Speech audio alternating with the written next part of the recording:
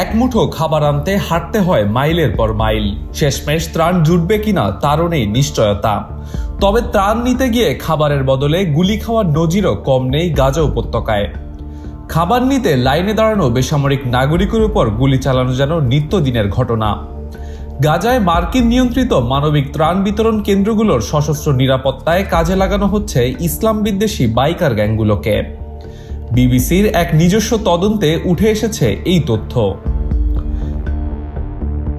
গাজার humanitarian foundation সাইটগুলোতে গত কয়েক মাসে খাবার নিতে এসে নিহত হয়েছেন কয়েকশো বেসামরিক মানুষ। এই সাইটগুলোর নিরাপত্তার দায়িত্বে আছে ইউজি সলিউশনস নামের একটি বেসরকারি ঠিকাদারি সংস্থা। এই সংস্থার হয়ে গাজাতে কাজ করছেন ইনফিডেলস মোটরসাইকেল ক্লাবের অন্তত 10 জন সদস্য। গাজা হিউম্যানিটেরিয়ান ফাউন্ডেশনের মন্তব্য, যে কোনো ধরনের বিদ্বেষমূলক বা বৈষম্যমূলক আচরণ বা পক্ষপাতের প্রতি তাদের জিরো টলারেন্স নীতি রয়েছে। তবে বাস্তবে তাদের ইসলাম বিদ্বেষী আচরণ বেশ প্রকটই।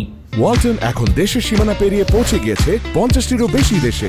ওয়ালটন, ঘরে ঘরে বিশ্বজুড়ে। কয়েকজন মার্কিন সেনা ভেটারান 2006 সালেই ইনফিডেলস মোটরসাইকেল ক্লাব বা ইনফিডেলস এমসি গড়ে তোলেন। তারা নিজেদের ক্রুসেডার বা ধর্মযোদ্ধা বলেই মনে করেন। এখনও এই গ্যাংটি তাদের ফেসবুক পেজে বিভিন্ন মুসলিম বিরোধী হেট স্পিচ বা ঘৃণামূলক বক্তব্য ছড়িয়ে থাকে। এর আগে তারা মুসলিমদের পবিত্র রমজান মাসকে হেয় করতে শূকর রোস্ট করার ইভেন্টেরও আয়োজন করেছিল। এই গ্যাংটির নেতা জনি ট্যাজ ম্যালফোর্ড, তিনি মার্কিন সেনাবাহিনীর একজন সাবেক সার্জেন্ট। ঘুষ নেওয়া, চুরি ও সামরিক কর্তৃপক্ষের সামনে মিথ্যা বিবৃতি দেওয়ার অপরাধে শাস্তিও পেয়েছিলেন তিনি। এখন এই ব্যক্তি কান্ট্রি টিম লিডার হিসেবে গাজাতে ইউসি সলিউশনের ঠিকাদারির ভার সামলাচ্ছেন। এই বিদ্বেষমূলক বক্তব্য ও গাজায় ত্রাণ কেন্দ্রের সহিংসতার বিষয়ে গ্যাংটির কাছে জানতে চাওয়া হলে তিনি কোনো উত্তর দেননি। একজন সাবেক কন্ট্রাক্টরের দেওয়া হিসেব অনুযায়ী গাজাতে ইউসি সলিউশনের হয়ে কাজ করার জন্য যে 320 জনের মতো লোক নিযুক্ত করা হয়েছিল, তার অন্তত 40 জনই ছিলেন ইনফিডেলস এমসির সদস্য। তারা প্রতিদিন $980 করে বেতন পাচ্ছেন। আর তথাকথিত নিরাপদ ত্রাণ বিতরণ কেন্দ্রগুলোর টিম লিডাররা বেতন পান $1580 করে।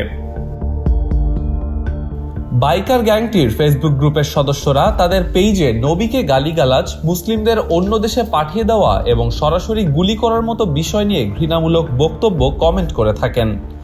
জাতিসংঘের office for the coordination of humanitarian অ্যাফেয়ার্সের পরিসংখ্যান অনুযায়ী 2রা সেপ্টেম্বর পর্যন্ত মোট 1135 জন শিশু, নারী ও পুরুষ খাবারের সন্ধানে এসে গাজার বিভিন্ন ত্রাণ সাইট বা তার আশেপাশে নিহত হয়েছেন।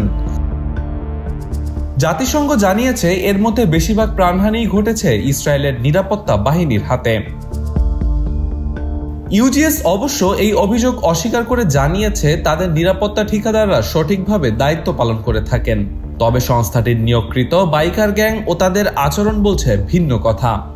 সুতরাং পর্যালোচনায় বোঝা যায় ইসলাম বিদ্বেষী এই গ্যাংয়ের সদস্যরা ত্রাণ প্রত্যাশী মুসলিমদের উপরে জাতিগত ঘৃণার কারণেই হয়তো হামলা চালাচ্ছে। ডেস্ক রিপোর্ট, মানব জমিন।